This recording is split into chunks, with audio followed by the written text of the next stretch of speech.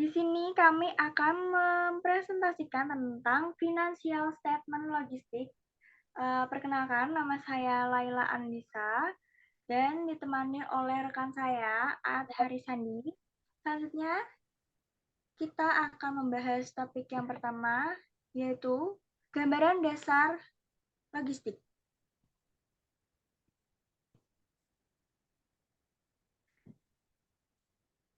Gambaran dasar logistik merujuk pada proses perencanaan, implementasi, dan pengendalian aliran barang dan informasi dari titik awal hingga titik akhir dalam rantai pasokan. Logistik menjadi sangat penting dalam memastikan kelancaran operasional perusahaan dan memenuhi kebutuhan pelanggan dengan efektif. Akuntansi logistik memainkan peran kunci dalam mencatat, menganalisis, dan melaporkan informasi keuangan yang terkait dengan kegiatan logistik.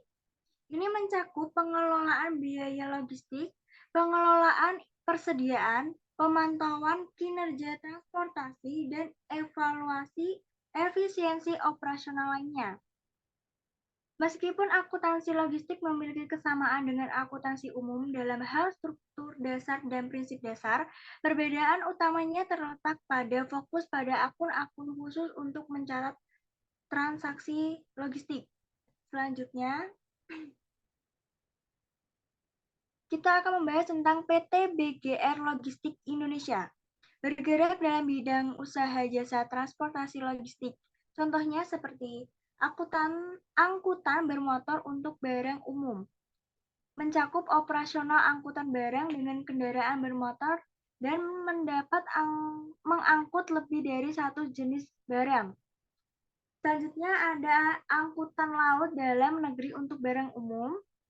Selanjutnya ada jasa pengurusan transportasi, mencakup usaha pengiriman dan atau pengepakan barang dalam volume besar melalui angkutan kereta api, angkutan darat, angkutan laut maupun angkutan udara.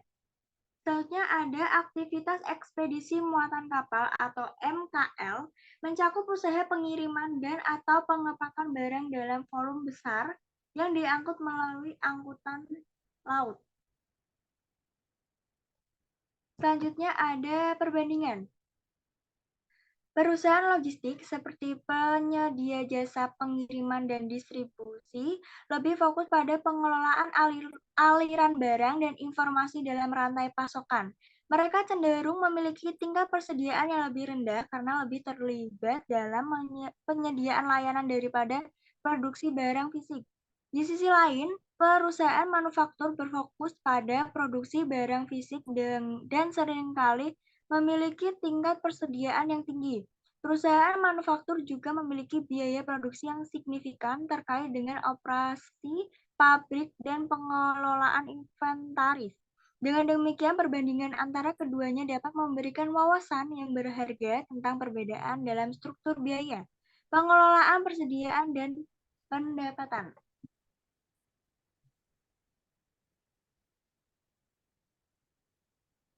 Selanjutnya akan dijelaskan oleh rekan saya, yaitu Ad Haris.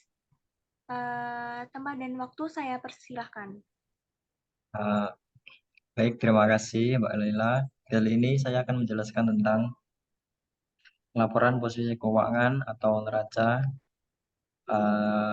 antara PT BGR Logistik dan PT Sido Muncul. Sebenarnya dari neraca sendiri pun atau laporan keuangan lainnya itu tidak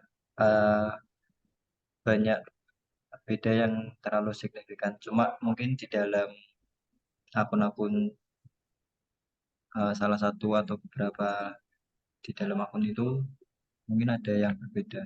Contohnya kita ambil contoh persediaan.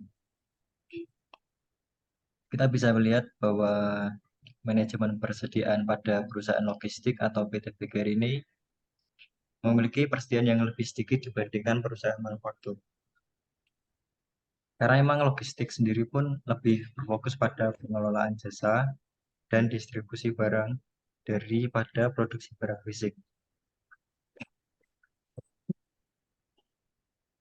Kita bisa lihat dari PT BGR cuma terdapat beberapa akun antara lain suku cadang, bahan bakar, dan bahan kemasan. Sedangkan pada PT Sido Muncul itu terdapat banyak akun, yaitu ada bahan baku, kemudian barang dalam proses, kemudian barang jadi, suku cadang, dan cadangan penurunan nilai. Kemudian kita lanjut ke aset tetap. Dalam aset tetap, akun kendaraan pada PT Logistik atau PT BGR ini memiliki nilai yang signifikan karena memang mayoritas operasionalnya melibatkan penggunaan kendaraan. Kita bisa lihat dari akun kendaraan sendiri pun memiliki nilai 12 miliar pada tahun 2022 dan pada tahun 2021 pun 9 miliar.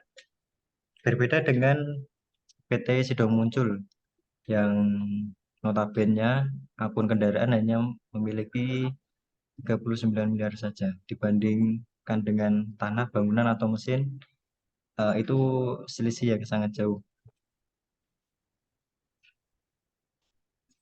Kemudian kita lanjut ke laporan laba rugi. Dari tampilan awal memang tidak terlalu beda karena memang pada dasarnya pun memang tidak ada yang berbeda pada akuntansi logistik. Namun kita lihat pada sisi pendapatannya.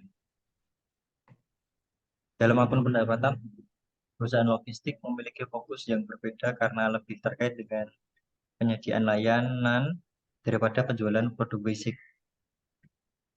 Ini karena logistik pada dasarnya merupakan bagian dari industri jasa yang menyediakan berbagai layanan pengiriman, distribusi, dan pengelolaan rantai pasokan. Kita bisa lihat pada akun pendapatan ini ada akun logistik, pergudangan, dan perdagangan. Sedangkan pada PT Sido Muncul itu terdapat jamu herbal, makanan dan minuman, dan farmasi.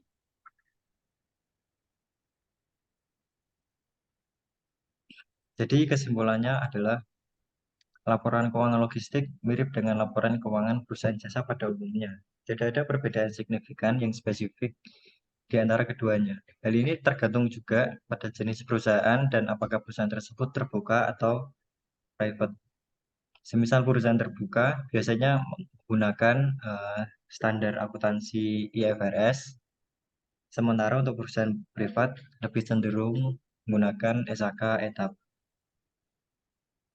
Mungkin cukup itu dulu eh, yang dapat kami sampaikan. Mungkin bila ada yang ingin ditambahkan bisa komen atau menambahkan lewat kolom komentar. Ya, mungkin cukup itu dulu dari kami. Maaf apabila ada salah kata. Kami mohon maaf sebesar-besarnya. Wassalamualaikum warahmatullahi wabarakatuh. Waalaikumsalam warahmatullahi wabarakatuh.